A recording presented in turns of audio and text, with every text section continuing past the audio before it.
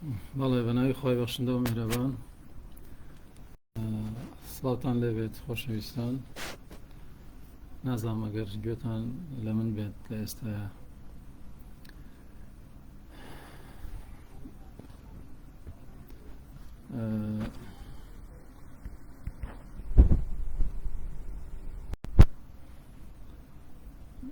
خۆشحاڵم کە لەم گروپە بەڕێزە بابەتێک باز ئەکەین دەربارەی توانە عەقڵیەکانمان یا چۆنێتی بەگەڕخستن و بەهێزکردنی توانە عەقڵیەکانمان. طبعاً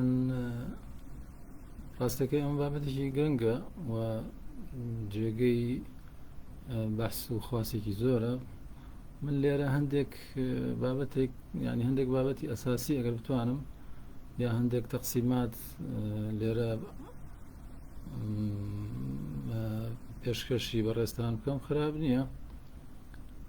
چونکە وەکوتم بابەتەکە هەڵ ئەگرێ و بابەتێکی کۆنە ڕاستیە، بابەتێکی کۆنی فەلسەفیە هەزاران ساڵە قسە لەسەر ئەم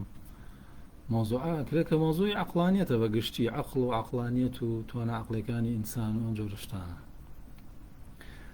طبعاً ئەو ناونیشانەی کە دامان ناوە ناونیشانەکە ڕەنگە ئەگەر تۆ لە لەم کتێبانەی کە ئێستا هەیە لە ناو بازار و لە گۆگڵ مەسەڵەن ئەگەر سێرچ بکەیت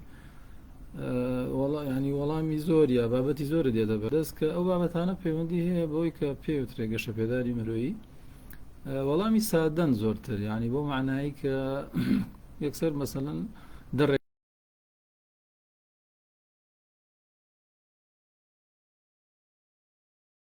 بکەیت و بتوانی مەسەڵەن بی بە کەسێکی باشتر لە ڕووی عەقڵیەوە ئەم جۆرە شتانە. بەڵام ڕاستیەکەی هەر وەکو ئیشی خۆمان و هەم پێم وابێ وەکو ئیشی ئەم گروپەش ینی وازانەوە شتێکی ئەوەیە شتێکی سادەیە پێویست ناکەین لەو ئاستا بوەستین. ئێمە ئەگەر وەکوتم هەندێک بابەتی سەرەکی ئەگەر بتوانین ئاماژە پێ بکەین خراپ نییە و ئێمە ئەگەر بتوانین دوو سێش چەند کڕونکەینەوە کافیە لە ڕاستیە لەم چەند کاتێکە لە بەردەستمانە. ئەگەر کاتەکە ینی یارمەتی دەربێ من حەزەکەم بە خێراییش بێت جارێ پێشەکی چەند پێشەکێک بڵێین بە کورتی وە بچینە ناو مۆزوعەکە، چونکە بابەتەکە بابەتێکی فکریە و پەیوەندی بەلایانی فەهمی ئینسانەوە هەیە. هەنێ مقدمات هەنێ پشکی خراپ نییە بە کورتی و بە سەریعیش بێ بڵێین. جا ئەوە بڵێمەوە کە ئەم بابەتانە ینی وەکوتم کۆنن و کە لە مێژووی مرۆڤایەتیە و لە ناو مێژووی فەلسەفا باس و خواسی لەسەر ئەکرێت. هەر مۆزوع فەلسەفیەکان بە شێوەیەکی تەقلیدی لە ئەرستۆ و لە ئەفلاتونەوە ئەتوانین بڵێن کراوە بە سێ بابەتی سەرەکی، ینی پێوترێ دابشکاریت کلاسیکەکە بۆ بابەتی فەلسەفا. دابشکاریە کلاسیکەکە بریتە لەم سیانە، ینی بۆ بە سێ بەشەوە. فەلسەفە باسی سێشتی کردووە، باسی وجودی کردووە، باسی معریفەی کردووە، معریفەت چییە، و باسی قیەمی کردووە، ینی بەهاکان ئەخلاق و ئەم جۆرە شتانە. ئیتر طبعاً ئەمە بە پێی زەمان یا بە پێی با بڵێن قۆناغی مێژوویی شارستانێتەکان ڕەنگە مەسەڵەن یەکێک لەم بابەتانە زۆرتر ئیشی لەسەر کرابێ یا ئەوانە ئاڵوگۆڕی ڕەنگە تیا کراوێ. بەڵام بەرحاڵ ئەمە سێ بابەتی سەرەکی فەلسەفەن تا ئێستش ئەتوانین بڵێن هەر ینی هەر ڕاستە ئەم شتە هەر هەیە، ئەگەر بڵێن شتی تر ئیزافە بوون، بەڵام ئەم سێ پایە سەرەکی هەر سێ پایی سەرەکی ڕاستەکەی فەلسەفەن. بەڵام ئیتر ئەکرێت جۆری باسکردنەکە یا جۆری وەکۆڵە توێژینەوەکان لەم بوارانە فەرقی کردبێ، ئەوە بابەتێکی ترە تەوان. ئێستا بەسەرەن فەلسەفەی کۆن ئەتوانین بڵێن لە زۆرێ لە بابەتەکانە بەدەر لە باسی وجود خۆشی حتا لە معریفەشە لە قیەمیشە دیوی ئەنتۆلۆجی وادە دیوی وجود ناسی زاڵە بەسەر بەحسەکانە بەگشتی، ینی باسی ماهیەتی شتەکانە گرو ئەم شتە چییە پرسیار لەوە کراوە، نە ئەوەی مەسەڵەن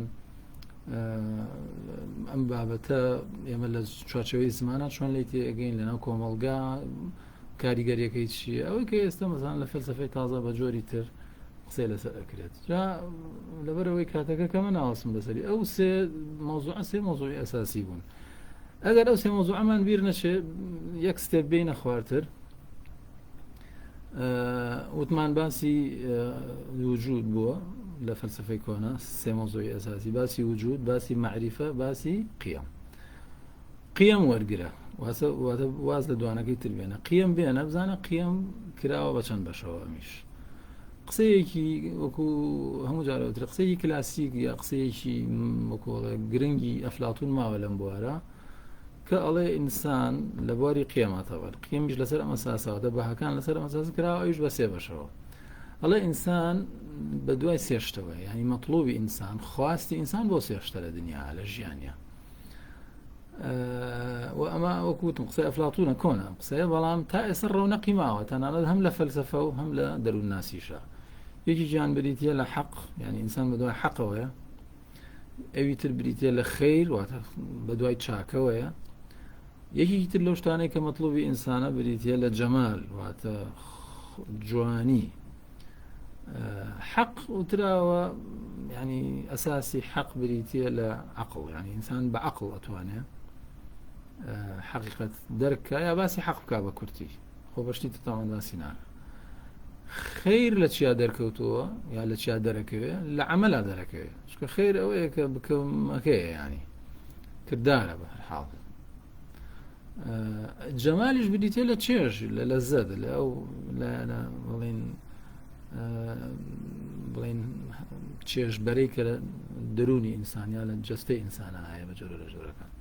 کورتەکەی یعنی کورتی کەواتە کورتەی قیەم وتمان قیەم وەرگرە واز لە سێ بەشە سەرەکیەکەی فەلسفە بێنە بەهاکان وەرگرە لای ئەفلاتون ئەبێ بەم سێ بەشەوە کە بریتە لە حەق لە خەیر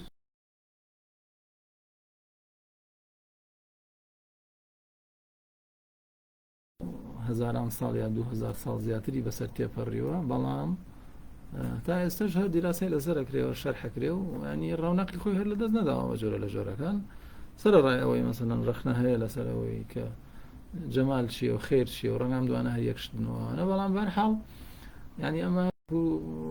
یەکێک لە بابەتە زۆر گرنگەکانی کۆن هەرماوەتەوە لە ڕاستیە حەق دروست کردووە ئەوەی کە ینی بەشی یەکەم کە ئەڵێن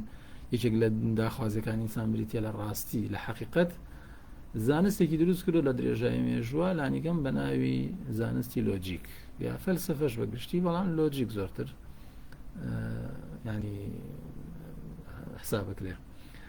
خەیر ئەوەی کاڵێن چاکە و چاکەش لە کردارە دەرەکەوێت ئەمە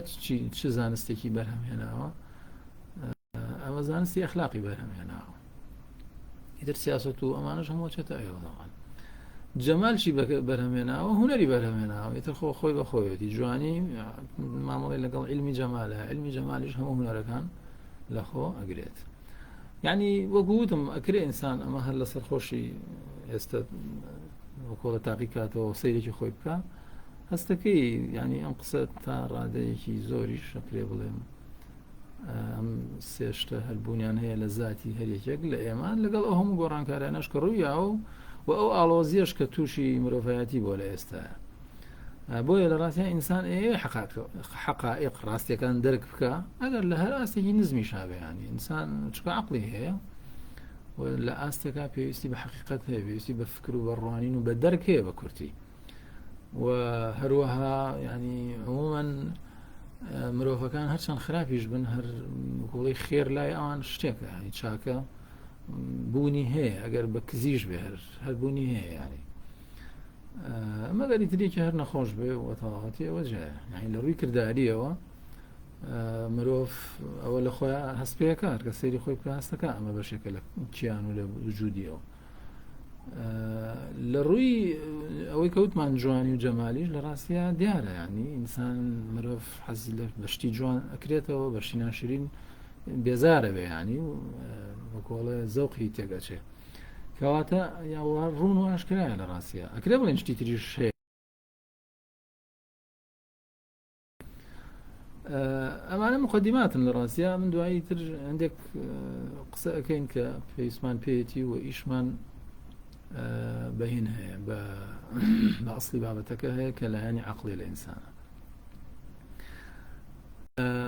جا بەڕێزان ئەگەر ئێمە بین ئەم ینی ئەم سێشتەی کە ئەفلاتون و توێتی کە بریتە لە حەق و خەیر و جەمال واتە ڕاستی و چاکە و جوانی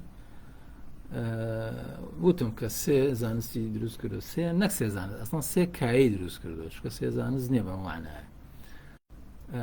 سێ زانستەکەمان ئاماژە پێکرد بەڵام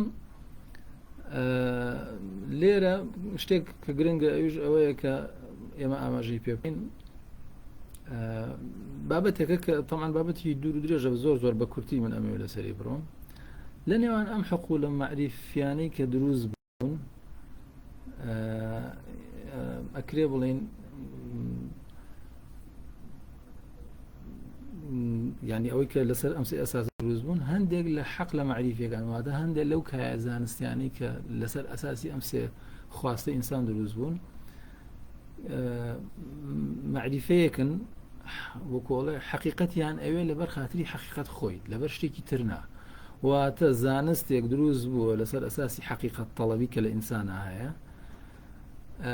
لە پێناوی ئەوانە شتێکی تری دەستکەوێت بەڵکو هەر لە پێناوی ئەوە کە شت بزانێ واتە ئەو قوی ئیدراکی کە لە ئینسانە ئەو هێزی دەرەکردنی کە لە ئینسانە ئەو حەز بە ڕاستی زانینە ڕاست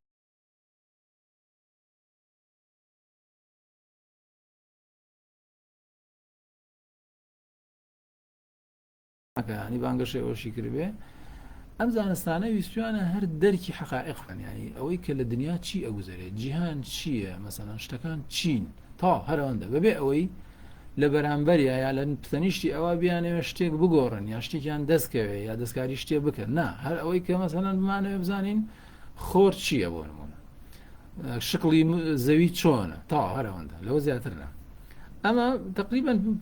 ینی لە تەقسیمێکە ئاکرێ ناوێبینێن ئەو زانستانی کە زانستی پەتین با بڵین بۆ مانایە یەکێک لەو زانستانە مەسەڵەن کیمیایە ئەوانەی کیمیاگەرن باشتر ئەوە زانن کیمیا خوێنێ یا کیمیا زانەکان بە تایبەتی لە کۆنا ویستوانە بزانن ئەم شت مادەشتانە لە چی دروست بوون لە ڕاستیە فیزیا هەروایە بایۆلۆژی هەروایە هەروەها لە علومە ئینسانیەکانیش علمی ئیجتیماعیش هەروایە ئەنثروپۆلۆجیا هەروایە واتە مرۆڤناسی دەروون ناسی هەروایە زانستی ئابووری هەروایە بە جۆرەژیانی ئابووری وەکو خۆی ئەڵبەت بەم زانستانە ئێمە چی ئەەکەین بەڕێزان ئێمە ئەو بکۆڵە ئەو تینوێتیە معریفی کە هەمانە ئەو تینوێتی کە هەمانە بۆ ڕاستی بەم زانستانە پڕیەکەینەوە یعنی ئینسان بەدەر لەوەی هیچی دەستکەوێ یا بەدەر لەوەی بیەوێ شتێ بگۆڕێ یا بەدەر لەوەی بێ دەستکاری شتێک بکە یا شتێک بکە بە وەسیلە بۆ شتێکی تر و ئامانجێک بەدەست بێنێ بەدەر لەمانە هەر پێداویستێک لە دەروون و لە کەسایەتی ئەم مرۆڤ هەیە کە بریتە لە چی بریتە لەوەی تینووی ڕاستیە تینووی ئەوەیە کە بزانێت چی ئەگوزارێ باشە کەواتە ئەو ئەم کۆمەڵە زانستە لەگەڵ ئەوەی کە مناقەشە هەڵەگرن کە لەوە چێ لێرە لەوێ کەم و زیاد دوابێ یاوانە بێ بەڵام مرۆڤ بەپێی ئەو خواستە کە لە ناخیاتی کۆمەڵە زانستی بەرەم هێناوە کە لە ڕاستیە ویستێتی ئەم تینوێتی کە لە ناخیاتی کە تینوێتی ڕاستی زانینە گەشتن بە حقیقەتە پڕیکاتەوە تێریکە ئەمە جۆرێکە لەو زانستانی کە بەرەماتون جۆرێکی تر لە زانستەکان بریتە لە ئەو زانستانەیەکە بڵین زانستە کردەیەکانن زانستە پراکتیکەکانن زانستی پراکتیکی بۆ معنایی کە ئەمانی هەردووای ڕاستی کەوتون ینی ویستوانە حقیقەت کەشفکەن بەڵام حقیقەت کەشفکەن نە لەبەر خاتری حقیقەت بەڵکو لەبەر شتێکی تر چۆن یعنی مەسەڵەن ویستێتی عالەم بناسێت جیهان بناسێت لە چی پێکاتەوە چۆنە چۆن نیە ئەوانە نەک لەبەر ئەوەی کە بزانە جیهان چۆنە بەڵکو لەبەر ئەوەی کە جیهان بگۆڕێ ینی دەستکاری جیهان بکە ئەو وتە گرنگەی مارکس هەیە کە هەموو بیستوتانەکە ئەڵێ تا ئێستا ئێمە هەر باسی جیهانمان کردووە بەڵام لەمە دوای ئێمە ئەبێ جیهان بگۆڕین ینی ئەمە هەستەکەی وەکۆڵێم قۆناغێکی تازەیە یا قۆناغێکە کە مارکس ئیعلانێکە بۆ معنایە واتە هەندێک زانست هاتوون بە دوای حقیقەتەوەن بەڵام حقیقەتیان ناوێت لەبەر حقیقەت بەڵکو حقیقەتیانەوێ بۆی تەغییری شتێک بکەن ینی واقعێک هەیە بیگۆڕن باشە یا ئەیانەوێ بەپێی ئەو حقیقەتە کارێک بکەن باشە مەسەڵەن لەو بۆی ڕوون بێتەوە ئێستا زانستێکی وەکو پزیشکی لەو زانستانەیە زانستێکە بە دوای حقیقەتەوە بە دوای معلوماتەوەیە ئەوێ معریفەی دەستکەوێت لەسەر جستەی مرۆڤ مەسەڵەن لەسەر نەخۆشیەکانی مرۆڤ ئەوانە بەڵام بۆ چیەتی ئەمە بۆ نییە کە هەر بیزانێت پزیشکەکە بەڵکو بۆ ئەوەتی کە تەغیر بکەواتە گۆڕانکاری دروستکە. گۆڕانکاری لە چا دروستکە؟ لەوەی کە کەسێک نەخۆشەوە چاکی کاتەوە، ینی ڕوونواش کرایەوە. هەندەسە هەروایە، هەندەسە لە کۆمەڵە زانستی ترشد وەرەگرێ جامە لە تەسنیفێکی دا لە فەلسفە عیلما پێوترێ زانستە بەکارهێنەرەکان، ینی ئەوانەی خۆیان تەولید ناکەن شت لە زانستەکانی تر وەرەگرن، ئەمان زانستێکی تری لە دروست بووە. هەندەسەش وایە، ینی لە ڕاضیات و لە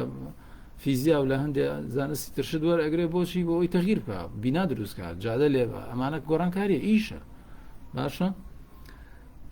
هەروەها مەسەلەن زانستی ئیدارە هەروایە، زانستێکمانەیە بەناوی زانستی کارگێڕیە بەڕێوەبردن، ئەوەش هەر بۆ ینی بۆ ئیشە، بۆ کارکردنە، بۆ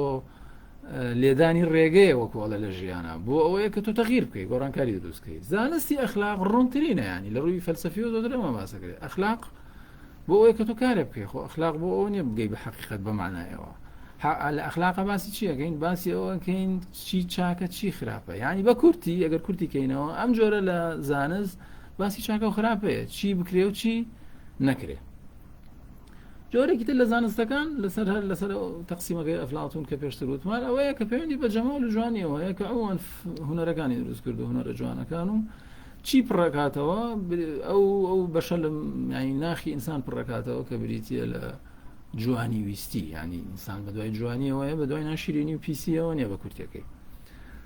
زۆر باشە ئێمە ئەگەر ئاوا مرۆڤ بناسین یا ئێمە ئاوا خۆمان بناسین، ئەگەر وەکو پێشتری ژوتم تیۆریا تازەکانیش بەکارنێنین، لانی کەم لێرە هەستەکەی ینی جۆرە لە هاوسەنگیت پێویستە، یا تۆ بیر لەوە ئەەکەیتەوە کە تۆ ئینسانێکیت کە ینی بەڵێ یەک پارچەیت بەڵام کۆمەڵە پێداویستیت هەیە، ینی تۆ تەنها ئیشە بەوە ناڕوا هەر خەریکی ئیشکردن بی، هەر خەریکی کار بیت و دنیا بگۆڕیت، کاریش بەوە ناڕوا هەر خەریکی تەماشاکردن بیت و چێژ بەریت، کاریش هەر بەوە ناڕوا هەر خەریکی تەئەمول بیت و لە شتەکان تێبگەیت. هەستەکەی پێویستە بە باڵانسێگەیە. ئەمە ئەو شتەیە کە مەسەلەن هەر خودی ئەرستۆ لە زۆر شوێنە لە علمی ئەخلاقی نیکۆماخۆس و غێری ئەوەش هەر باسی تەوازونی زۆر کردووە، هەتا لە هەندێک ڕۆڕەخنەی لێ گیراوە، ینی هاوسەنگی ئەوەی کە باسی تەوەسوت و ئیعتیدالەکە، ئەوەنەر باسی هاوسەنگیەوە، نە ئەم سەر نە ئەو سەر، شتێک لە وەسەتە، ینی بەمعنایە لە معناکان ئینسان ئەبێت دەرکی ئەوە بکە کە ئەم بەشانە لە ئینسانە هەیە. ئێمە لەسەر ئاستی کۆمەڵگەشت و لەسەر ئاستی تاکیش ینی هەر ئەمە ئەوەمان لێ ئەخوازێ کە ئێمە بەشە عەقڵانیەکەی خۆمانیەوەتە ئەو بەشەی کە لە ناخ و وجودی ئێمە هەیە و داوای ئەوەمان لێەکا کە تێریکەین بە حەقیقەت بە ڕاستی شتەکان بە بینینی شتەکان وەکو خۆی بە دەر لە هیچ، ئەمە مەطلبێکی گەورەیەواتە پێداویستێکی گرنگە بۆ ئێمە. و ئەگەر ئێمە ئاور لەم خواستە بدەینەوە هەنگاوی یەکەم ئەمە لە ڕاستی هەر خۆی ئەمە ئەبێ بە هەنگاوی یەکەم بۆی بتوانین عەقڵمان بەهێزکەین و بتوانین بەڕووی تەعەقولەوە زیاتر بچینە پێشەوە. طبعا وەکوتم بابەتەکە هینە فراوانە و زۆر جێگەی قسە و مشرومڕە لە فەلسەفەی کۆنا و تا ئێستش ئەم بابەتە هەر بە جۆرە لە جۆرەکان بوونی هەیە. تەقسیماتێکی تر کراوە لە ڕاستیە هەر لە بارەی ئەوەی کە مەشهورە لە ڕاستیە باسی دوو جۆر عەقڵ کراوە، عەقڵێکمانەیە پێوترێ عەقڵی نەزەری و عەقڵێکمانەیە پێوترێ عەقڵی عەمەلی، بۆ ئەوەی کە ئێمە جاری وای باسی عەقڵ و عەقڵانیەت و شتی واکەین بزانین باسی چی ئەەکەین بزەوت. و ئەمە طبعا ینی ئەم باسی عەقڵی عەمەلی و عەقڵی نەزەریە میراسی زیاتر ئەرستۆیە، ئەرستۆ زۆر بەجددی ئیشی لەسەر کردووە، هەم لە ئەخلاقی نیکۆماخۆسە ئاماژەی پێەکە، هەم ڕیسالەیەکی هەیە دەربارەی نەفس، نەزانم کراوە بە کوردیان نا بەستر المهم بە عەرەبی و بە فارسی ئەوانە هەیە. لەوێ تقریبا ینی ئەم بابەتەی وتووە و دواتریش ینی زانایانی موسڵمانیا فەیلسوفەکانی دنیای ئیسلام زۆرتر ئەمایان ڕوون کردوێتەوە بە کورتی و بە مختصری کە وەکوتم ئەمە شارەکرێ وەکو پێشێکێکی تر باسکەین، چکە بابەتەکە خۆی بابەتێکی گرنگەوە، بابەتێکی زۆر ئەساسی فەلسەفەشە حەقەت. عەقڵی نەزەری باسی کولیاتە بە حساب ینی باسی مەفاهیمە، عەقڵی عەمەلی باسی جوزئیاتە بە معنای لە معناکە. بەپێ ئەوەی کە پێشتر وتمان ئەو تەقسیمات و زانستەکان، عەقڵی نەزەری ئەوەیە کە بەدوای حەقیقەت ئاگەڕێ، ینی ئەوێ بزانێ ڕاست و ناڕاست کامەیە سیدق و کیزب کامە ینی ئەمە ڕاستە یا ڕاست نییە ئەوە درۆیە یا درۆ نییە مەسەلە بەڵام عەقڵی عەمەلی ئەو عەقڵەیە کە بە دوای چی ئاگەڕێ بە دوای چاکە و خراپە ئاگەڕێ ئەمە چاکە یان خراپە یا ئەمە باشە یا خراپە بە کورتی یا ئەمە بکرێ یاخود نەکرێ ئەوە لە بەشی با بڵێن دابەشکاریەکەی پێشتری زانستەکانی شەهر کردمان ئەم وەکوتم ئەم بابەتە بەگوڵی بابەتێکی زۆر دوور درێژ بووە لە ئێستش هەرماوە لە ڕاستیە لە عەقڵی نەزەریە زۆرتر باسی ئەوەیە کە باسی واجب و ممکن و ممتەنیعەکە لە فەلسەفا هەیە شتێک هەرە بێ ببێ یا شتێک ناکرێ ببێ یا شتێک ممکنە بوون و نەبوونی هەرەکو یەک وایە کە ئەترەوەش وەکو ئەزانن بابەتێکی گرنگە لەناو فەلسەفا و دابەتی فەلسەفەی کۆن بەڵام لە عەقڵی عەمەلیە باسی ئەوە نییە چی واجبە و چی ممکنە و چی ممتەنیعە بەڵکو باسی ئەوەیە کە چی جوانە چی ناشرینە و چی مباحە ئەم جۆرە شتانە باز دەکرێت لە ڕاستیە لە عەقڵی نەزەریە ئێمە بە دوای ئەوەین ئیدراکی واقع بکەین ینی واقعێک هەیە بیناسێنین یا دەرکی بکەین بە کورتەکەی جیهان چییە لە چی دروست بووە ئێمە چین ئەو ژیانەی کە ئێمە هەمانە چییە ئەگەر خوایەک هەیە مەسەڵەن تا ڕادەی ئەوەی کە ئێمە دەتوانین ئەو خوایە بناسین چۆنە ئەسما و سیفاتی ئەو خوایە چۆنە ئیتر ئەم شتانانی بە دوای ئەو حەقیقەتەوە ئەوانە بەڵام لە ڕاستیە عەقڵی عەمەلی بە دوای ئینشاء و عەمەلەوەیە ینی بە دوای کردارەوەیە بە دوای ئەوەیە کە شتێک خەلق بکات شتێک دروست بکات نەک ئەوەی کە واقعێک هەیە ئەم دەرکی بکات بزانێت چیە و چی نییە مثلا نیم کراوە ینی تەسویر کراوە وەکو گڵۆپێک کە ئینسان بەدەستیەوە بێ عەقڵی نەزەری ینی عەقڵێکی پاسفە بەم معنایە پاسفە ینی کاریگەر نییە ینی تۆ گڵۆپێکت بەدەستەوەیە کە لە ژوورێکە دایەگرسێنی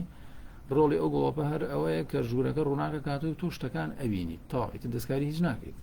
ینی بەهۆی گڵۆپەکەەوە تۆش کورسیەک ناژوڵێنی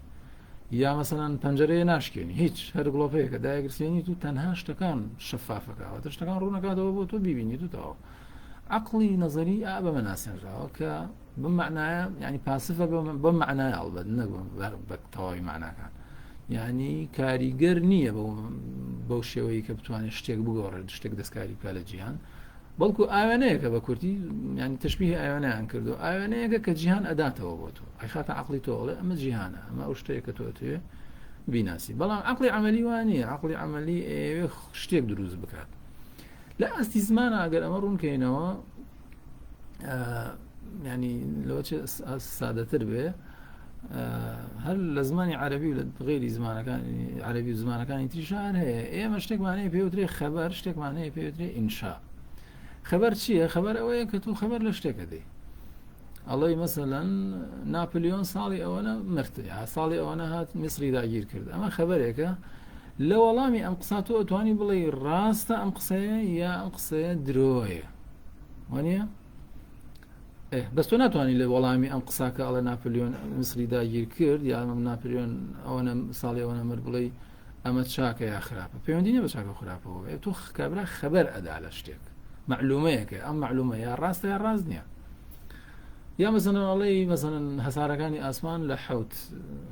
مەسەڵەن گەل ئەستێرە ئەمەی گەل ئەستێرەی زەوی کە لەگەڵیەتی لە حەودانە دروست بووە لە نۆ دروست بووە لە 11 دروست بووە مەسەڵەن 11 دانە ئیتر یعنی پەیوەندی بە چاکە و خراپەوە نییە ئەمە بڵێ چاکە یا خراپە نا ئەمە ئەڵێ ڕاستە یا درۆیە یا ناڕاستە ئەمە خەبەرە ینی یا ئەڵێ فڵان کەس هات ینی نمونەی سادەتر بێنینەوە ئەحمەدی هاوڕێم هات ئەمە خەبەرە یا هاتووە یا نەهاتووە ینی خەبەر چی هەیە عەفو ئینشا چییە ئینشا ئەوەیە کە تۆ داواکەی لە کەسێک کارێ بکە ئەڵێ بڕۆ ئەو دەرگایە داخە لە وەڵامی ئەم قسە ئەو کەسەی کە تۆ ئەمرت پێکردەوە خۆ ناتوانێت بڵێ درۆکەیت ینی درۆیک لە ئارانیە درۆی نەکردو ینی قسەکە درۆ ڕاست هەڵناگرێت باسی اینتە ڕاست و درۆ نییە باسی ینی بکەومەکەیە ینی یا تۆ ئەتوانی بڵێ نەخێر نایکەم یا توانی بڵێ بەسەر چاوێکم لە وەڵامی ئەوەی کە ئەڵە هەستە بچەوە دەرگایە داخە ئەوە قسەیەکی ینی بێڕەبتە تۆ بڵێ درۆکەیت ڕەتی نیە بە درۆ خۆ خەبەرێکی نەداوە كەواتە عقلی نەزەری ئەوەیە کە ڕەبتی هەیە بە خەبەرەوە، عقلی عملی ئەوەیە کە پەیوەندی هەیە بە ئینشاوە. شتێک هەیە لە فەلسەفا باس کراوە کە ئێستش بازەکرێ بریتێ لە مەجازوتن. مەجازوتن ئەوەیە کە تۆ تەرکیبی شتێک ئەەکەی، ینی شتێک هەیە لە واقع ئابوونی نییە. وەک وتمان عقلی نەزەری بریتێ لەوەی کە تۆ خەبەر لە واقع ئادەی. مەساڵی درەختێک هەیە بە مواسەفاتە، مەسەلا درەخت عمومەن بڵێن ساقێکی هەیە کە مای لەو قاوەیە و ئەوانە و ڕەنگەکەی دیارە و گەڵاکانی گشتی سەوزە و ئیدر هەر درەختێکیش گوڵێکی دیاریکراوی هەیەوەوان باشە. بەڵام تۆ مەسەڵەن درەختێک تەسویرەکەی لە مێشکی خۆتە، ئەڵەی درەختێک ئەوەی کە نییە لە واقع. مەسەڵەن درەختێکمان یا درەختێک وەسفەکەیت کە ئەڵەی دارەکەی بۆ نمونە زەردە، ئەگەر خۆلۆ چشتی واشە بەس ئەگەر نەبێ ینی دارەکەی زەردە و گەڵاکانیشی پرتەقاڵین مەسەڵەن یا هەر ڕەنگێکی ترکەم ینی ڕەنگی وامان نەبێ بۆ نمونە. ئەمە تەخەیولی تۆ ئەمەی دروست کردووە. پرسیارەکە ئەمێ دەڵام بابەتێکی وردە من هەر بە سەریعی بەم نمونە بە سەریع چوو. ئەم نمونەیە واتە تەسویری ئەم هینا ئەم درەختە بەم جۆرە کە لە واقع ئابوونی نییە، ئەچێتە ناو عقلی نەزەریەوە یا ئەچێتە ناو عقلی عەمەلیەوە.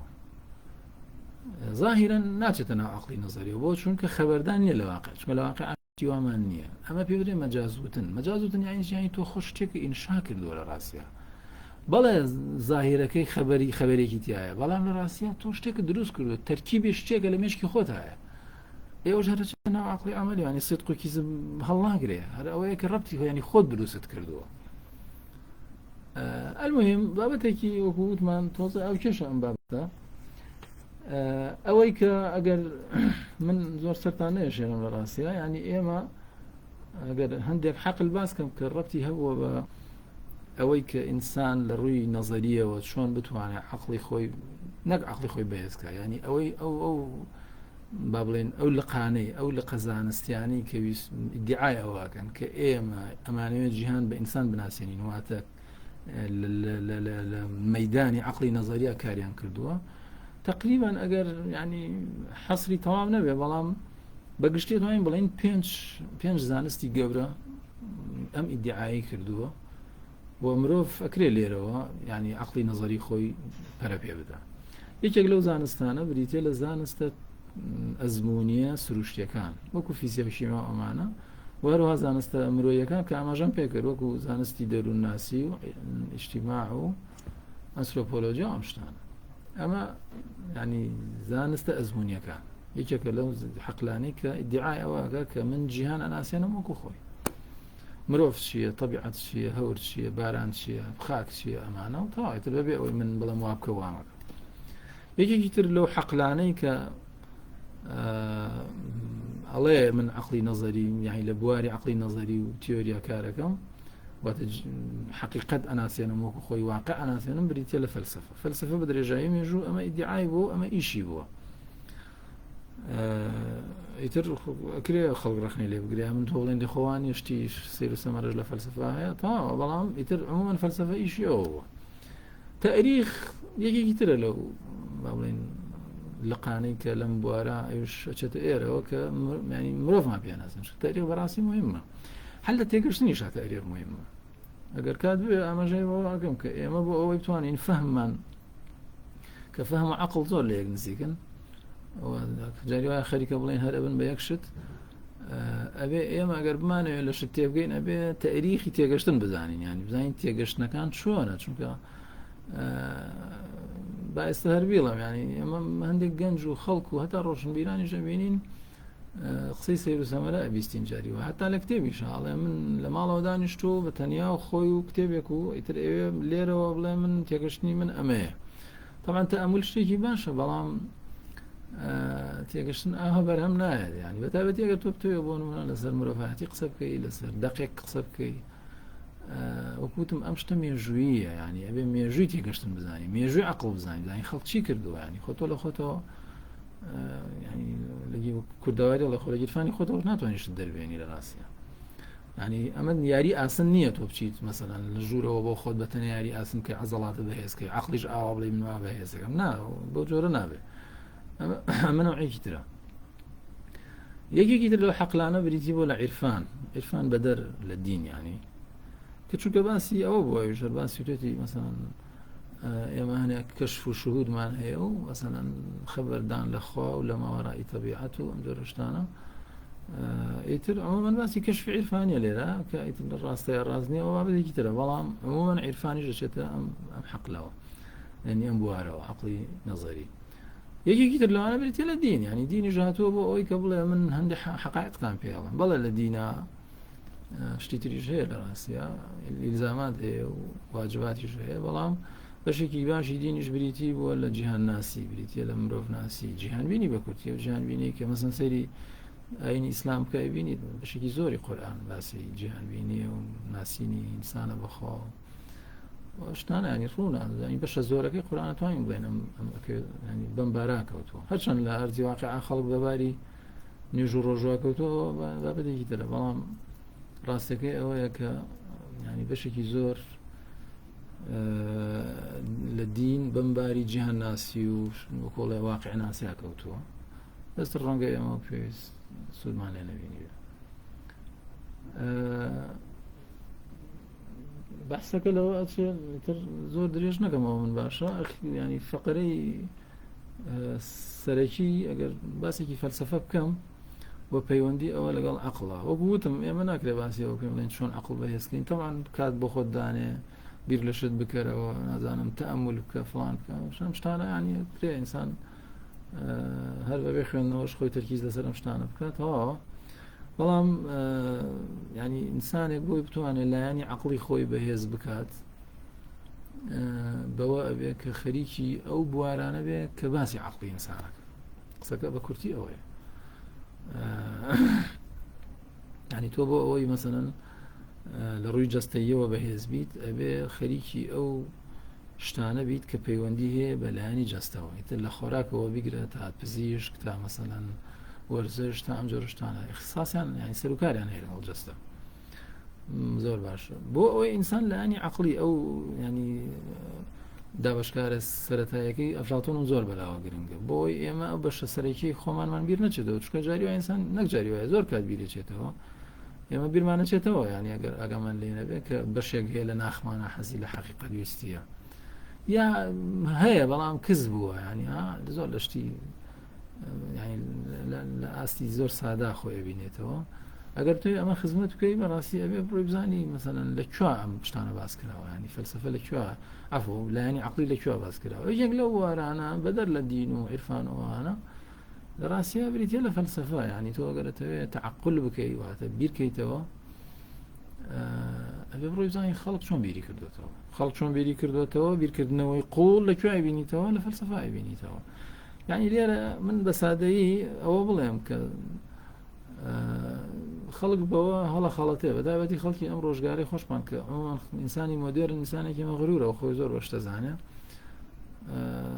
ینی خۆیتر ئەڵێ من عەقڵم هەیە ئەو ئازانێ عەقڵ شتێکی ئەتیادیە بە هەموو کەس دراوە و تاوایتر کەس فەرقی نییە لەگەڵ کەس و ئەمانە تەمان وەکو عەقڵ و وەکو دەماغ هەموو خوداوەتی بە هەمووی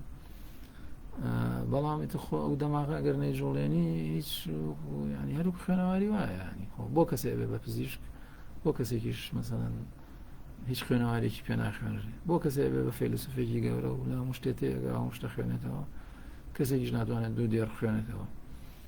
یعنی باسەکە باسی ئەوەیە کە ئەوێ ئینسان تەعەقل بکات تەعەقل ینی عەقڵی بجوڵێنێ عەقڵ جوڵاندنیش وەکو وتم بەوە ئەبێ بڕۆی بزانی خەڵک چۆن بیری کردێتەوە لە ڕابردووە لە ئێستاش باشە جا من بە کورتی ئەمە ئەوە بڵێم کە ئێمە دێین باسی فەلسەفە ئەەکەین خەڵکیی زۆرمان هەیە کە یا تااقەتی نییە یان بەنەوەی لە بێزاری سەیری فەلسەفە ئەکات ئیتر ئەوە دەمانەوەشێ بۆ چوونێکی هەڵەوێ کە هاتووە یا فەرهەنگێک نەبووە کە ئەمە ڕاست کاتەوە کە فەلسەفە جارە فەلسەفە یەک شت نییە ئەوە یەک دوو هەمیش ینی فەلسەفە گرنگی خۆی هەیە لە ژیانی مرۆڤ و لە ژیانی کۆمەڵگە و ئەوانە بە دوو مەعنا ئێمە ئەتوانین سەیری فەلسەفە بکەین من ئەمێ ئاوا وەکۆڵە ڕوونکەمەوە کەمە مستەفا مەلەکیان زۆر ئیشی لەسەر کردەوە هەر کەسیش ویستی ئەتوانێت ئەگەر فارسی زانی بۆ بگەڕێتەوە ئەم بابەتە فەلسفەیەک مانەیە بە معنای منتوجی فەلسەفی واتە ئەوەی کە لە فەلسەفا بەرهەم هاتووە وەکو مەفاهیمەکان و ئەو بڵین ئەفکار و تیۆری ئاشتانی کە فەیلسوفەکان بەرهەمیان هێناوە ئەی تو بێ بڕۆی بخوێنیتەوە و لی تێبگەیت و تیۆریایە و شتێکی تەنان قورسە بەشی خۆی باشە خەڵەمەت ینی باسی ئەمەکە لە فەلسەفە یا لە تێک و فەلسفەی خوێندەوە نازانم ئەو قسانی کە تا ئێستش بەداخەوە هەر باوە لە ناو خەڵکە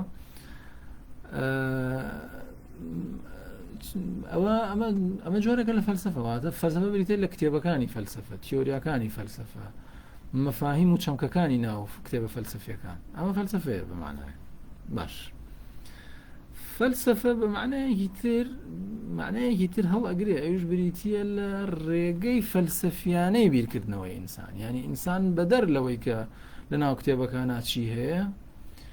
بتوانێت بکەوێتە سەر ڕێگەیەک لە بیرکردنەوەیە لە تەعقولیا کە بتوانێت فەیلسوفانە بیرکاتەوە ینی فەلسفە بێ بە ژیان بۆی ئەمە گرنگە با مەفاهیمە فەلسفەکانیش نەزانێت با تیۆریای هەموو فەیلسوفەکان دەرگ نەکاو لیان تێنەگا بەڵام بتوانێت فەلسفیانە بیرکاتەوە باشە ینی کەواتە ئەکرێ بڵێن فەلسفە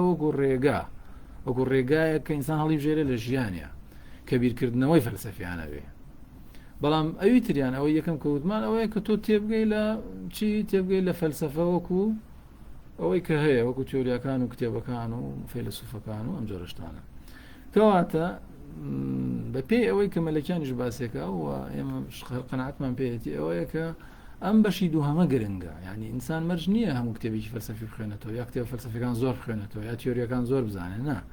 چکە زۆر کەس هەیە دکتۆرای لە فەلسەفە پرۆفیسۆرە لە مەجالی فەلسەفا بەڵام لە ئەدای فکری خۆیە شخصی کە بیر ئەکاتەوە فەلسەفیانە بیر ناکاتەوە واتە فەلسەفەکە نەبووتە بەشێ لە گیانی ئەو هەنێشت هەیە کە نابێت لە فەلسەفە و لە فەیلسوفە هەبێت لە ئەوە هەیە جا ئێستا هەندێک خەڵ باسەکەین لەوا ڕوونە بێتەوە کە مەبەسمان چیە لەوە یعنی ئەگەر ئێمە فەلسەفە کورتکەینەوە لە ئیستیدلالی عەقڵانیە واتە ئێمە بۆ ئەوەی کە شتێک سابت بکەین لای خۆمان بۆ ئیلزام بکەین کە بەڵگەی عەقڵی بۆ بێنینەوە اینجا قبوڵیکەین و لە خۆشت قبوڵ نەکەین ئەمە ئیشەکەی ئێتە تۆ ئەگەر ئەمەت کردبێ و بتوانین مسەیتەر ببی بەسەر ئەمە زاڵ ببی بەسەر ئەمە هەم عەقڵ بەهێز کردو طبعاً ئەمەش ئاسانیش نییە لە ڕاستیە کاتی ئەوێ کاری ئەوێ گفتوگۆی ئەوێ یعنی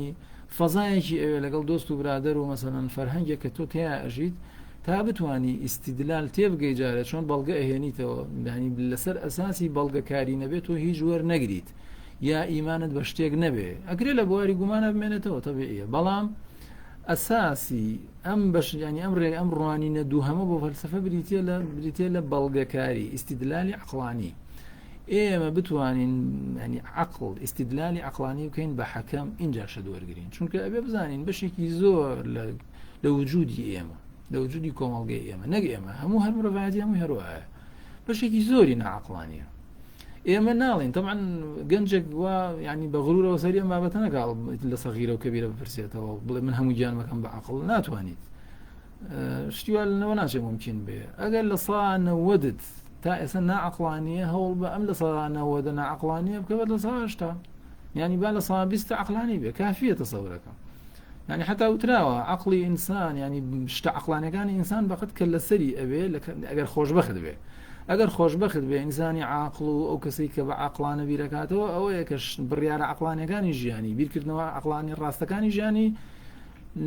لە چاو شتەنە عەقڵانیەکانیە بەقەد سەرەتی لە چاو جسمیە لە چاو جەستەیە ینی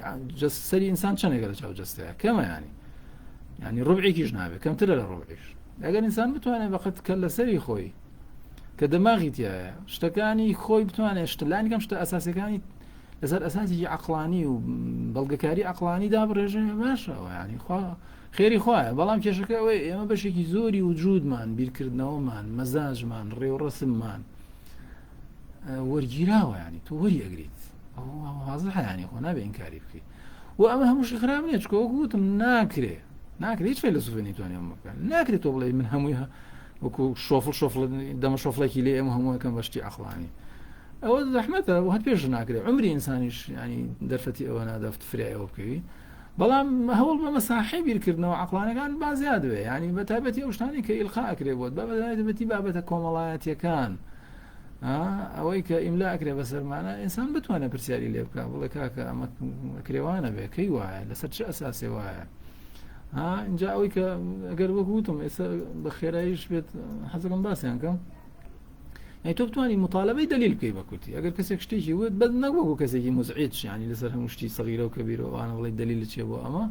کە نمونەی باشمانەیە نا ڕۆشنبیر ئەوە نییە ینی خەڵکی ئیزعاجکە و خۆشی ئیزعاجکە بیرکردنەوەکانی وابێ باشە ینی بەڵگەکاری بوێ لەسەر ئەساسی بێبەڵگەی هیچ باز نەکە ئەوەی وەکو نوکتە هەیە کە سلافۆشی شک ئەگەڕێتەوە ئەڵێ دیارە لە حیزبی کۆمۆنیست بوون کاتی خۆی گەنج بوون و خوێنەوار بوون چەند کەسێ بوون پێکەوە دیارە کۆبوونیان ئەڵە کۆبوونی حیزبیان پێکردین کابرای مەسئولی حیزبی ئەهات کۆبوونەی پێکردین ئەڵێ لە محازەرەکانە ئەیود مارکز لە کتێبی پێنجەمە چوارەمە چەنە واڵێ ئەمانش خوێنەوار بوون ئەڵێ ئێمەش دەستمان بەرزەکردەمان ئاخر بەڕێز گەورم مارکز کتێبی چوارەمی نەنووسیوە ئەوژەی ئەو کێشە نیە نەینووسیوە ئەگەر بینوسیای وای ئەوت ینی ها ینی ئەم قسانە ئێمە نابێ قسەی فڕۆک و جۆرگرین قسەکە ئەوەیە مامۆسایەکی دینی ئیتر بە نیەتی چاویا بە نەزانی یا بە نیەتی خراپیا بە هەر شتێک المهم فتوایە گەدا یا قسەیەکە ینی خۆ قسە زۆرەکرێ ئێستا بە ناوی دینەوە ینی خۆ ناکرێ من بڵێن لەبەرەوەی مامۆسای دینی وتوێتی تەواویتر وایە ناوانە ینی لەگەڵ تەمان لە ڕێز مامۆسای دینی لە مامۆسای دینی سیاسەکان بۆ مامۆسایانی ئاینی سیاسەکان زۆرترین ئاشکرایە زۆرترین قسە ئەەکەم کە قسەکان وانیە ینی چۆن ئێمە ینی یەکسەر بڵێن بەڵێ یا وایە ئێمە عەقڵە بۆچی دراوە بە ئینسان ینی ئیستیدلال ئەوەیە حتا تۆ ئەگەر لەگەڵ ئەو سیاسی شابی خۆ کاڵین لە مامۆسایەکی ئاینیش دۆرمەگرە مەبەزەوە نیە بڕۆ شەڕ لەگەڵ بکەیت لەکرێ مامۆساینە برات بێ لە وەکۆڵە هاو فکری خۆت بێ هاو مەزهەبی خۆت بێ هەرچی بێ هەرچی هەیە با ببێ بەڵام کاتی خۆی فەیلسوفەکانی موسڵمان و حتا هەندێک لە فقاهەشتیانە نحن أبناء الدليل ئێمە کوڕی دلیلین دلیل هەبوو ئێمە لەگەڵێن هل إمام الشافعي أفرمي إذا صح الحديث فهو مذهب يجن بابتك تقريبا توزدوره والله هم أشتى الله يشتك بوش أحكام أساسي حديث بناء كردوه أجر حديثك صحيح هو مذهبي منه أجر قصة من موافق حديث نبو بيان بديواره نعم قبولي مكان أما يتليس بيشلن بابتي بون وزانستي بون وأم دورشتانه بلا مرزان أم قصة هشان رنga بديهي باللامان بەس ئەمە ئاسان نییە ینی قسەکە ئەوەیە تێبگەی کە ئەمە قورسە ینی تۆ خۆت وا لێ بکەیت هەم قسەی خۆت و هەم قسەی غێری خۆت بە بێبەڵگە بێ نەبیڵیت و نەقبوڵیشیکەی ئەمە زۆری ئەوێ بەڕاستی زۆر بیرکردنەوەی ئەوێ زۆر خۆڕاهێنانی ئەوێ ینی ئێمە ئەگەر بەس لەوە تێبگەین کە ئەمە قورسە بەو ئاسانیش نییە ئیتر ئەوە دەرگاکەمان لێکراوەتەوە بەس کە ڕەنگە ئێمە تەجربەمانە بێ جاری وایان بابەتانە بازەکەی خەڵ ینی بەبەدیهیە زانجاڵ لەجا و گرنگەکەی لەکوایە گرنگەکەی لە وتنی معلومەکانیەکە ئێستا منێڵم گرنگەکەی لەوایە کە تۆ تێبگەی ئەمە ئیشێکی قورسە ئەگەر تۆ وەکو ژیان بتەوێڵی ژێریش کە ناتوانی لە ڕاستیە ناتوانی بۆ معنای نامستەحیلە ینی تااقەتت نابێ بەس ئەگەر بتوانیت ئەوەی تر زۆر کێشە بۆ حەل بۆ لە ڕاستیە شتێکە بۆ حەزم کرد لێرە باسی کەمەش ئەوەیە کە فەیلسوف و حەکیم فەرقی چییە جای ئێمە زۆر جار حەکیمیەکەین یادارم بابەتەکە زۆر درێژ نەکەمەوە حەکیم چییە حەکیم و فەیلسوف فەرقیان چییە حەکیم ئەوەیە کە قسە ئەکا بێ دلیل و کەسیش داوای دلیلی لێ ناکە ئەڵە کاکە من ئاوا تێگەشتم وا بۆم هات هاڵە بۆم هات وا بۆم هات ئێستاش ئێمە لە لای لەگەڵ ئەو پەڕی ڕێز و احترام بۆ مامۆسایانی ئاینی یا هەتا خەڵکی تریش هەر ئەم تعبیرە ئەبینی لای هەندێک ئەڵێ من وا هاتە دڵمەوە یا وام بۆ هات کە ئەم شتەوا بێ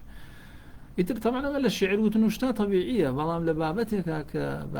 کە باسی واقعەکە وتمان با خەبەر لە واقعەدا مەسەڵەن بەڵێ کۆمەڵەی خۆر بۆ نمونە 11 ئەستێرەنین 16 ئەستێرەن ئیتر ئەمە لە بەوە نابێ بڵێ وەڵا بۆم هات ینی بۆم هات معنای نیە لە ڕاستیە بەڵام ئیتر ئەگەر بڵێ من ئەم شعرم بۆ هاتووە سۆزێ بووە بە دڵما تادی ئەوە تۆ لێ وەرەگری ئەم شمشاڵیانم بۆ هات ئەوە بە کورتی درێژی نەکەمەوە بەسمەوە بڵێم حەکیم ئەوەیە کە کاتێک قسەکە دلیل ناڵێ و کەسیش داوای دلیلی لێ ناکات شکاڵ ئیتر من ئاوا بۆم هاتوو فکرێکەوە ها بۆ مێشکمە قوڵێکی قوڵێکە وەکو شاعیر بە کورتی بەس فەیلسوف فەرقەکەی لەگەڵ حەکیمە ئەوەیە کە جیان کردوێتەوە فەیلسوف ئەوەیە کە هەم خۆی داوای دلیل و برهان لە خەڵکەکە و هەم تۆژە بێ داوای لێ بکەی ینی کە قسەیەکە لەسەر چه ئەساسی ئەم شتەوەیە بەڵگە چیەکە ئەم بابەتەوەیە باشە بەڵام ئێمە وەکووتم لەوە چەند نتوانین التیزام بەمە بکەین لەبەر تەمەڵی خۆمان ئەڵبەت نەک لەبەرەوەی ناکرێ ئەکرێ زۆر زۆرش ئەکرێ ئەتوانین لایانی عەقڵانی لە کەسایەتی خۆمانە بەهێزکەین بەچی بەوەی کە بتوانین ئیستیدلال زەقکەینەوە لە کەسایەتیمانە و بەمە ئینسان ئیستیقلالێتیشی بۆ دروستەوێ بەڕێزان ینی ئەوەی کە ئینسان لە سەر بەخۆم لە تەفکیرە ئەوەی کە تۆ دیتە دەرەوە لە ژێر ڕکێفی بیرکردنەوەی خەڵک یعنی ئەوە بابەتێکی گرنگە تۆ خۆت بیری خۆت ئەەکەیتەوە ئیتر ئەکرێ بیرکردنەوەکەی تۆ یەک بگرێتەوە لەگەڵ خەڵک شتێکی ئاسایە بەس خۆت بیرەکەیتەوە خۆت بیر لە شتەکە ئەەکەیتەوە ئایا ئەم بەڵگەیە وایە ینی پەیوەندی هەیە بم فکرەوە ئەم فکرە ئەسەلمێنێ نایسەلمێنێ چەند وایە چەند وانە باشە بەڵام ئەگەر وانە بوو تەمان ترەوە مەجبوری تۆ بڵێ وڵای تر مامۆستا فڵان کەس وتی ینی نمونەی دینی زۆر هەڵبەت نامێت زۆر نمونەی دینی بێنمەوە کە خەڵک زۆر لە ئاستی تەقلیدایی بینیتەوە من هەر باو نمونە بگەڕمەوە جارێک لە زانکۆ دەرسێکمەوتەوە کە ڕەبتی هەبوو بە شەریعەتی ئیسلامیەوە نمونەیەکی لاوەکی بوو هات کە باسی دەستنوێژشکان بوو تەلەبەیەک پرسیاری کرد دەستنوێژشکیان منش وتم ئەو دوو ڕێی سەرەکیەیە چەند زیاترە لە دوو ڕێیش ئەکرێ ئینسان بە پێی مەزهەبی ئیمامی ئەبوو حەنیفە تەفسیری ئایەتەکە بۆ جۆرە بکە کە لەمز بە معنای دەست لێدان نییە و دەستنوێژ ناشکێ بە کورسیەکە دەست ئافرەتێکی نامەحرەم کرد یەکێک لە تەلەبەکان ئەستایە وتی مامۆستا باشە ئەم شتە تازانە چییە واسیەکەن ئەی بۆ ئێمە بابا پیران و مامۆسایانی پێشتر کەزم شتەی باز نەکردەوە دەستنوێژ هەر شکاوە ئەم جۆرە شتانە دنیش وەکو نوکتەوتم جەماعەت ئەگەر باسی کۆنی بێ ئەم قسەی ئەبوو حەنیفە کۆنترە لەوەی شافعی چونکە ئەوەی کاڵە دەستنوێژ ئەشکێ شافعیە شافعی لەدایک بووە هەمان شەو ئەبوو حەنیفە مردووە کامیان کۆنە ئەبوو حەنیفە ئەبوو حەنیفە وتدی یعنی ئەگەر وابێ باسی تازە و کۆنی بکەین بە کۆنی بێ ئەم قسەی کە ئێمە یەکەین کۆنترە جا قسەکە مەبەسم یەک شتە لێرە ئەوەیە کە ئێمە بە تەقلید وەرمانگرتووە ینی لە مەجالی ئیستیدلال و ئەم جۆرە شتانە کۆن و تازەی وشت ناخوا ینی ئەمە ینی ئێمە بەرە خورافاتە ڕۆی نەگەڕوا بکەین لە ڕاستیە یەکێک لە ئەو ئیسفادانەی کە ئێمە لە تەفەلسوف واتە لە بیرکردنەوەی فەلسەفی هەوڵێم بە چەند خولەکێک تەواوی کەم ئینشەڵڵا زۆر کاتتان نەگرم ینی بە بیرکردنەوەی فەلسەفیانە ئێمە ئەتوانین هەم عەقڵمان بەهێزکەین هەم خێر بۆ خۆمان بە خێری عەقڵیمان دەستکەوێ یەکێک لەو شتانە ئەوەیە کە ینی وەکو ڕێگە ئێمە هەڵی بژێرین ئەوەیە کە ئەبێ ئێمە هەندێک بۆ چوونمان هەیە عادەتی پێوە نەکەین بەڕێزم ینی ئەوە یەکێک لە ڕێگەکان چۆن ئینسان لە جلوبەرگ لە بەرکردنە لە مەسەڵەن خواردنە لە مەرحەبایی و هەڵسوکەوتی کۆمەڵایەتیە کورە لە زۆر شتا لە خەوتنە عادەت و هینێکی خۆی هەیە خاصێتێکی خۆی هەیە کۆڵە ڕادێ لەسەر بەعزەشت عەقڵی ئینسانیش لەسەر هەنێ ئەفکار ئاوا ڕادێ جاریوای ئینسان خۆی خڵەتێنێت زۆر ئەمە ناسەلمێنێ بەس ئەوە واقع سەلماندوێتی و عیلم و دەروونناسی و فەلسەفەش سەلماندوێتی ئێمە خوو ئەگرین بە مەعزێ ئەفکارەوە ناتوانین تەرکیبین ئەبێ زوو فریا بکەوین کە بزانین ئەو شتەی کە تا ئێستا هەر قەناعەتمان پێیەتی لەسەر ئەساسی ئەوەیە کە ڕاستیە یا هەر فعلەن خومان پێوەگرتووە دڵمان نایە چونکە شتەی خۆی پێوەگری وەکو بەشێکی لێدێل بۆ تۆ وەکو بڵێ دڵە نایە لە دەستی بێ ئەمە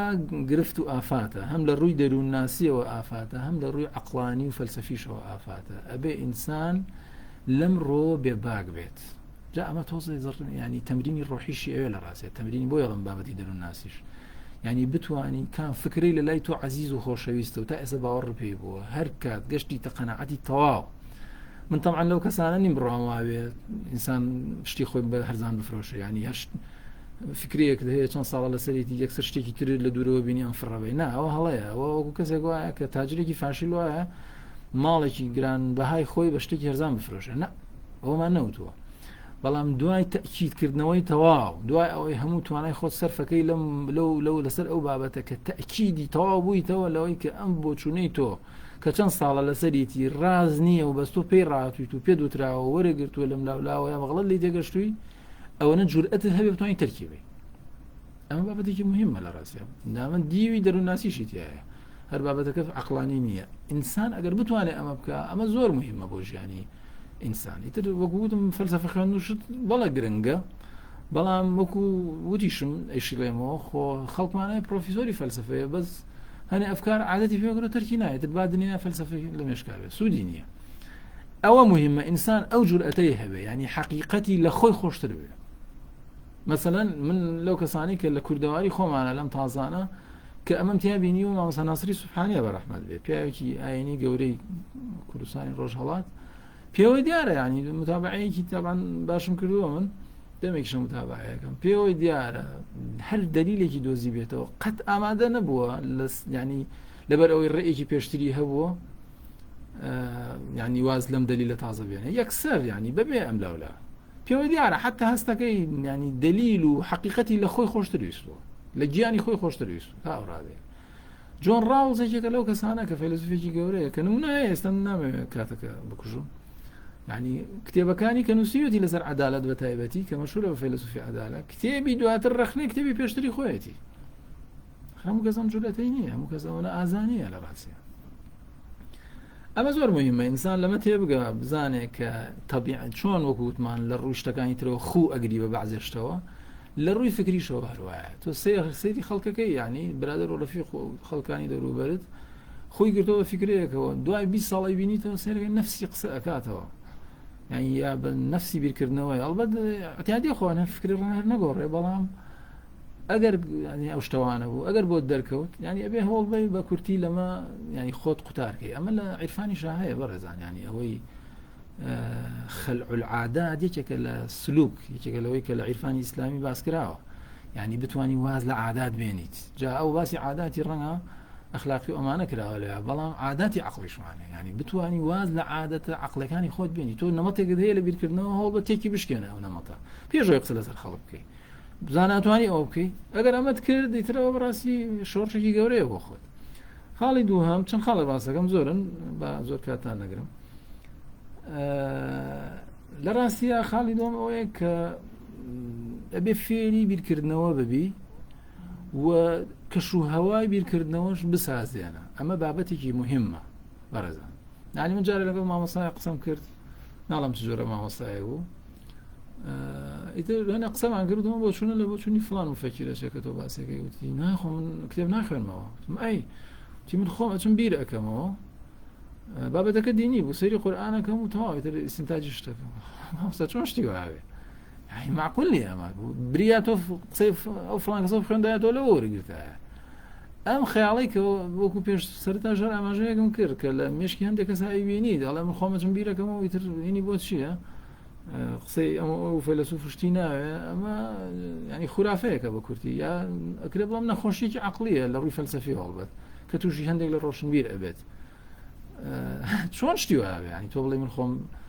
تۆ ئەبێ تەمعەن بخوێنیتەوە ئاگاداری خەڵک بی بزانی خەڵک چیان کردووە بەڵام تەئەمولیش بکە لەگەڵەوە ینی بە هەردووکی تۆ ئەتوانی بزانی دەم و باسی دنیا چییە ناوەی بڵێ وەڵام من علاقەم بەسەر خەڵکەوە نێ بزم خۆم تەئەمولەکەم تر بدێ ئەو کاتە قسەی هەڵەج و بەڵەجەکەیەوە هەنە قسەکەی کە هەر ڕەبتیتیانی و پەیوەندی بە ئێستاوە نیە ئەوە خاڵێکە کە ینی ئەبێ هەوڵ بەی تەفکیر ینی فێربی چۆن بیرەکەیتەوە باشە یەکێک لە خاڵەکان لێرە ئەوەیە کە ینی ئەو فکرانی کە لە خاڵی پێشتریشە ئاماژەمان پێکرد کە لەسەری ڕاهاتووی هەوڵ بە تۆزە واز لەوانە بێنە ینی ڕاکە لە دەستیان بۆی بتوانی شتی تر وەرگریش داناتوانی مێشکە ئەکرێتەوە بۆ شتی تازە ئەو بابەتێکی گرنگە ئەوش خاڵێکی تریشەوەی کە ئەجوای ئێوە بیرکردنەوە ینی بەڕاستی ئەگەر بە برادەر دروست کردووە ئەگەر بە کتێب دروست کردووە بە هەرچی دروست کردووە ینی بە کورتی ژینگەیەکی ینی ئەوێت کە عەقڵتیایە و حضوری هەبێ بە کورتی و بتوانی بێتە دەرەوە لە ژێر بیرکردنەوەی دایک و باوک و خێزان و ئەم شتانە قسە دیوەسلبەکەی وەرنەگرین ینی دایک و باوکە هەرچی بێت ینی ئێمە هەر لیان نابینەوە بەڵام ئیترەوە ئینسانێک و تۆش ئینسانێکی تری ینی خۆ ئێمەش ئەبین ینی بە دایک و باوک و ئەبێ مناڵەکانیشمان وا نەوەکانی دواتر خۆیان بتوان بیرکەنەوە ینی لە ئاستەکە نابێتتر ئەوەی کە ئیتر فەردانێت ئەم سەردەمە کە خەڵ باسێکە و تا گەراوی نازانم چی ئەوە یعنیش ینی ئەوەی ئینسان توانێت خۆی بیرکاتەوە ئەگەر نەتوانی خۆت بیرکەیتەوە تا ئێوارە بە ئایفۆنی خۆتە پێ بە سوودی نییە لە ڕاستیە خاڵێکی تر کە گرنگە باسیکەین ئەوەیە کە شتێکی لە ئێمە لە کۆمەڵ کوردەواریا زۆر زۆر زۆر ینی وجودی هەیە شتێکی وازحە و ئەمە لە دنیاشە هەر هەیە بتوانین واز لەو شتە بینین ئەوش بریتە لەوەی کە ئێمە پێشوەخت بڕیارمان هەیە لەسەر شتەکە یعنی وازهێنان لە حکمی مسبق خۆمان ئەم تعبیرە زۆر بەکارێنین پێشداوەری بە کورتی ئەتوانیت واز لە پێشداوەریەکانت بێنیت پێشوەخت تۆ بۆچوونێکت هەیە لەسەر بابەتێک یا ئێمە بابەتەکە زۆر سادەکەمەوە یەکەم جارکە ئینسانێک ئەبینیت یەکسەر ئینتیباعێکت هەیە بەرامبەری یا ئیزعاجی پێ یا مەسەڵەن خۆشحاڵی پێ هەر لە دوورەوە زۆرمان ڕەنگە وابینیانی ئەوە هەیە لە ناو خەڵکە بەس تۆ دوای خۆت کۆنتڕۆڵکەی ینی خۆت نەدەیدە دەست ئەو پێشداوەری کە کردوتە چکە تۆ هێشتا تەعامل لەگەڵ نەکردو نازانی ئەم سەلامە هێشتا نەدیوە کە پێەکەنە چۆن پێەکەنێ یا کە تووڕە بێت چۆن تووڕە بێت تەقاتوعی دەموچاویت نەدیوە ڕەنگە پێکەنینەکەی بە جۆرە بێ یەکسەر دڵی تۆ بکاتەوە یا تووڕەبوونەکەی بە جۆرە بێت حەز نەکەی جارێکی تر بیبینی یا شێواسی قسەکردنی نەدیوە مامەڵەیت نەدیوە گوێ لە دەنگی نەبوو ئەسڵان نمونونەکە سادەیە هەڵبەت بۆ شتەکانی دریش هەروایە ینی تۆ ئێستا ئێمە ئەبینین بەداخەوە ینی زۆر زۆر بەداخەوە ئەبینیت لە ناو جیلێک لە خوێنەوارە لیست بڵاو کاتەوە ئەڵێ ئەم کتێبانە حرامە بیان خوێنیتەوە ئەم کتێبانە خراپە بیان خوێنیتەوە مایان خوێنەرەوە کێ ئەمەی وتووە ینی ئەگەر ئەو کەسە کێ من کێشەم نییە لەوە چە کتێبەکان خراپ بن هەچۆن تەسەوڕ ناکەم کتێبی خراپ هەبێ بۆ معنایە ئەگەر تۆ خۆ دۆزە باش بێ بەس ئەو کەسە کێ ئەوەنە مخەوەل کراوە بە کتێب ئەڵێ ینی قائیمەیە کتێبی خراپ هینەکات ئەنووسێت ئەڵێ ئەم لیستە بکەنە دەرەوە مەی خوێندنەوە ینی وە کێ ئەوە مەگەر پێغەمبەرێک بتوانێت شتی وا بڵێ خۆ پێغەمبەرمان نیست یا ئیتر کەسێک بێ زۆر لە ئینسانی ئاسایی باڵاتر بێ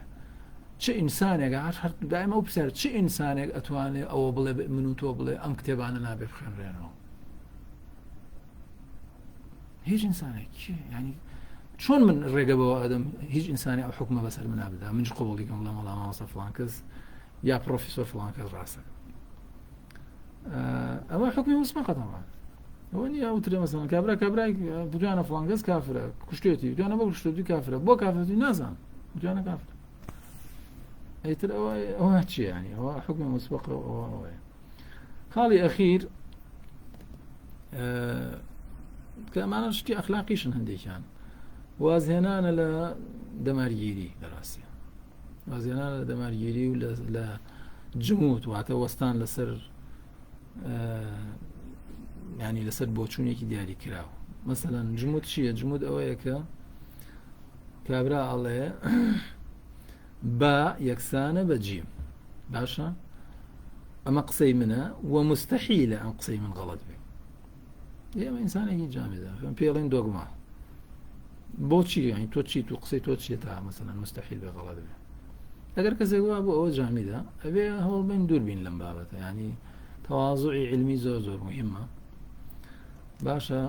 تعەسوب چییە تعەسوب تۆزە فەرقێکی هەیە لەگەڵ جمودا ئەوش ئەوەیە کە تۆ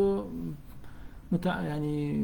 علاقەیەکت هەیە بۆ ئەفکاری مەزهەبێک بۆ ئەفکاری فەیلسوفێک یا حیزبێک یا جەماعەتێک باشە و دوای ئەوەی بۆچوونەکانی ینی بۆچوونە هەڵەکانی یا لایەنە هەڵەکانی ئەم فکرەیە یا ئەم مەدرسەیەش دەرئەکەوێ تۆ هەر ئەو تعلقت هەر بۆی ئەمێنێ ئەمە بریتە لە تعەسوب تعەسوب زۆرتر لە قەبیلەوە هاتووە کابرا لە قەبیلەیەکە بۆ تعەسوبی هەبوو بۆ قەبیلەکەی دەمارگیر بۆ قەبیلەکەی ئیشی خراپیشیان کردووە بەس ئەو جابا هەر خراپ بکەن من هەر لەو قەبیلەیە ئەمە لە ناو دنیای معریفەش هەر هەیە لە کوردستانی خۆمان لە ئاستی حیزب شتیش بۆ ڕوونیە بینین کابرا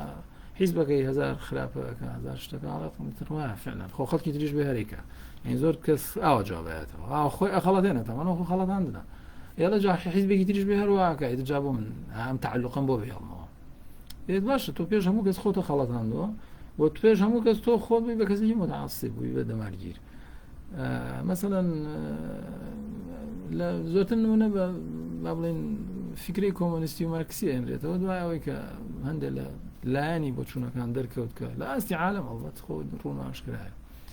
کە هەڵە دەرچوون کە ئیدۆلۆژیایەکی پەڕگیر و ئاو تا دوایی من هەر بێم هەر دیفاعکەم بڵم نەخێر و کۆمۆنیزم هەروایە و فڵان و فیسارە ئەکرێت ئینسان مەسەڵەن لە ناو ئەو مەدرسە هەر بمێنێتەوە وەکو هەندێک لە فەیلسوفانەکە مامنێتەوە بەڵام ڕخنەکان بسلمێنێ بڵێ فعلا ئەمانە هەڵەبوون ئەمە مەسانوانی ئەم شتە بەم جۆرە نابێ. جا بەڕاستی تەعەسسوب دەمارگیری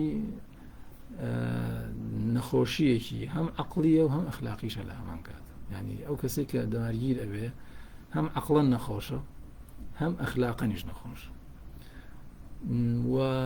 یەکێک لەو شتانەی کە ئێمە ئەتوانین لە سیستەمی پەروەردەیی خۆمانە بیکەین ئەمەیە. ئێمە زۆر جار بەدەم و تومانە ینی بە قسەکردن، بەڵام خۆتر بە قسە نابێ، ئەمە ئیشی ئێوێ، ئیشێکی مکەسەفی ئێوێ. مرۆڤی کوردەواری خۆمان ئەمە قسەکانی کۆتاییمە متعەسیبە بەداخەوە، ینی خەڵکی ئێمە بەگشتی دەمارگیرە. دەمارگیرە ئیتر هەرێکیەوە بە جۆرێک لە ڕاستە، بۆیە ئەمە توانای گفتوگۆشتیشمان کەمە. هەتا جاروێت تۆڵی وەرە با ینی شتێک هەیە کە بریتێ لە تێگەشتن، بریتێ لە فەهم، با بزانین ئەمە چۆنە، چۆن بووە، ئێمە لە چۆن تێبگەین لە سیاسەت، چۆن تێبگەین لە دین، چۆن تێبگەین لە خۆمان، چۆن تێبگەین لەم دنیای تازەیە. باشە یعنی هەروە بە نەرمیش، ینی هەستەکەی ئەچن بەگشتە، ینی نازان بۆ ئێ بۆ تۆ ڕەوی کاک ئەو پەڕی قسەکانت بەدڵ نییە. ینی من لە ئەزمموی خۆما بان کراوم، ینی خەڵک داوەتی کردوون خۆ لە کوردەواریە کە تۆ کەسە داوەت ئەەکەی بۆ شوێنی خۆت، ئەگەر هەڵەیەکیش بکە مادەم میوانی تۆیە تۆ لێ قبوڵەکەی. ینی من داوت کراوم بۆ شوێنان وەرە قسەمان بۆ کە چون قسەم کردووە کە کەسێکی ئەتوان بڵم کەسێکی دینیم بە جۆرە لە جۆرەکان، هەرەوە بۆ ناوی یەک دوو فەیلسوف مێناوە ئەوانە یەکێک لەو کەسانەی کە خانەخوێ بووە لێ بوو خاوەن ماڵ بوو هەستاوەتەوە ئەڵێ مامۆستا وەڵا من وام زانیوە ینی کەشیشێکی مەسیحی دانیشتۆ قسە بۆ من ناکە. ئیتر ئێمە چی بکەین؟ ینی هەر پێکەنین وڵا جا ئێمە هەر خۆمان شانسمان وایە هەر داخلەی وامان ڕووە بێتەوە. ینی ئەمە بۆ تۆ گوێناگری بزانیت چۆنە، ینی چیمان باس کردەوە تومانە ئێمە با تێبگەین ئەم دنیا تازەیەڵە چی، ئێمە لە کوێ ئەژین، باشە چۆن بزانین ئێمە لە ژێر چ وەزعەکەین، ئێمە شتمان پێ ئیلقا ئەکرێت چتە مێشکمانەوە بێ بە ئەخلاقیات و بە سلوکی ڕۆژانەش ئەگەمان لە خۆمان نییە. ینی ئینسان تەواو ژێربار خراوە، ئێمە چەند ئەتوانین قوتار بین لەم بابەتانە، باسیم شتانەمان کردەوە. ینی ئیتر بۆ مەسەڵەن دەوری کەشیشێکی مەسیحیمان بینیەوە قسەکە ئەوەیە، ینی باسی نونەیەک بوو بە ڕوونکردنەوە ئەڵبەت